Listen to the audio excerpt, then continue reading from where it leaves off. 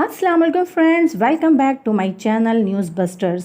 Friends, शिद्दत की अब तक की एपिसोड में हम देख चुके हैं कि असरा के घर वाले सुल्तान का पागलपन अपनी आंखों से देख चुके हैं और अब वो असरा को वापस सुल्तान के पास भेजने को बिल्कुल भी तैयार नहीं हैं। सरवर साहब असरा के खुला के डॉक्यूमेंट्स बनाकर असरा को देते हैं और कहते हैं कि अच्छी तरह सोच लो कि तुम इतनी जिल्लत के बाद भी क्या इस घर में वापस जाना चाहती हो। असरा के लिए ये सब हालात काफ़ी तकलीफदा हैं। खुला के कागजात हाथ में लेकर असरा अपनी माँ से कि अगर इन कागजात पर मैं साइन कर दूं तो क्या मुझे आपके घर में रहने की जगह मिल जाएगी, क्योंकि आप ही ने कहा था कि अब मेरे लिए इस घर में जगह नहीं है और मुझे जैसे भी हालात हो सुल्तान का घर बसाना है। असरा के मुंह से ये बात सुनकर असरा की वालदा का चेहरा निदामत से झुक जाता है और वो तस्लीम करती हैं कि इस वक्त उन्होंने जो किया वो गलत किया, लेकिन उन्होंने जो कुछ भी किया था वो अपनी बेटी का घर बचाने के लिए किया था। लेकिन अगर वो उस वक्त असरा का साथ देती तो असरा इस हालत तक ना पहुँच पाती। असरा की वालदा इसे हौसला देती है और असरा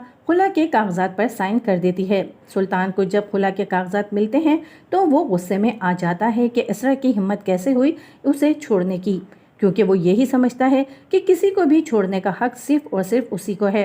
और वो इसी वक्त अपने जहन में एक और प्लान बना लेता है कि कुछ भी हो वो असरा को तलाक नहीं देगा, बल्कि उसे दोबारा इस घर में लाकर उसे और उसके घर वालों को जलीलो ख्वार करेगा। सुल्तान खुला का नोटिस लेकर वकील से इस केस के बारे में मशवरा करता है तो सुल्तान का वकील उसको बताता है कि असरा के घर वालों ने इस केस में दावा किया है कि आप एक जहनी मरीज़ हैं और आपके साथ रहकर उनकी बहन भी डिप्रेशन की मरीज़ा बन चुकी है, जिस पर सुल्तान वकील के सामने भी अपनी काबिलियत झाड़ेगा और उसको बताएगा कि उसने अपनी ज़िंदगी में कितनी कामयाबियाँ हासिल की हैं और उसका कमरा उसकी ट्रॉफियों से भरा पड़ा है, और अगर वो जहनी मरीज होता तो कैसे वो इतने बड़े ऑफिस को कामयाबी के साथ चला रहा होता। जिस पर वकील सुल्तान से कहेगा फिर आप बताएं आप क्या चाहते हैं, जिस पर सुल्तान कहेगा मुझे ये केस हर हाल में जीतना है।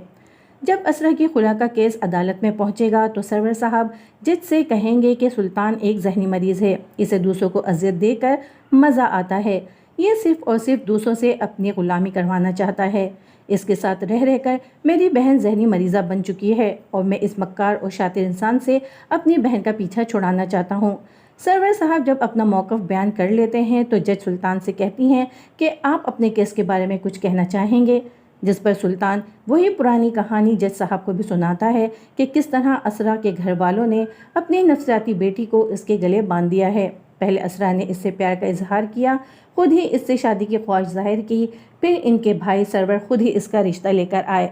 और शादी के बाद सुल्तान को पता चला कि असरा एक नफसियाती लड़की जो हर काम ही उल्टा करती है और उसकी वजह से वो और उसके घर वाले कितने परेशान हैं। जिस पर असरा की वकील सुल्तान से कहेगी कि जब असरा से आपको इतनी ही प्रॉब्लम है तो फिर इसको तलाक क्यों नहीं दे देते, जिस पर सुल्तान मजलूम बनकर कहेगा कि चाहे असरा में लाख बुराइयां हैं लेकिन मैं इससे मोहब्बत करता हूं और उसे तलाक देने का सोच भी नहीं सकता, क्योंकि जिस ख़ानदान से मेरा ताल्लुक है वहाँ पर रिश्ते तोड़ने की नहीं बल्कि रिश्ते जोड़ने की कोशिश की जाती है। सुल्तान जज के सामने भी ऐसी बातें करेगा कि बेचारी जज भी इसके अखलाक से मुतासिर होती नजर आएंगी। सुल्तान की शातिराना बातों से जज साहिबा यही अंदाज़ा लगाएंगी कि सुल्तान एक बहुत ही ख्याल रखने वाला बेहतरीन शोहर है और इस केस का फैसला असरा के हक में होता मुश्किल नज़र आएगा। ऐसे में असरा और अलीज़े की मुलाकात परीज़े से होगी, जहां पर परीज़े को मालूम होगा कि असरा सुल्तान की बीवी है और उसने सुल्तान के खिलाफ खुला का केस दायर किया हुआ है।